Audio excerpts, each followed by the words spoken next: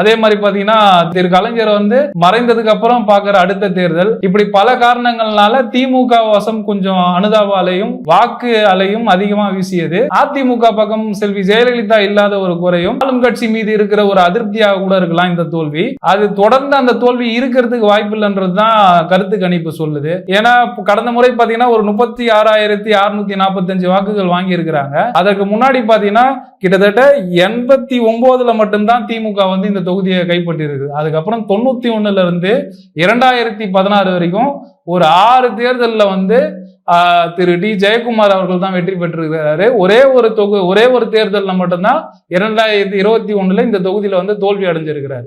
இந்த தொகுதியை நம்ம எப்படி பார்க்கலாம்னா 3 முனை போட்டி 4 முனை போட்டி நம்ம தொடர்ந்து பார்த்துட்டு இருக்கிறது தான்.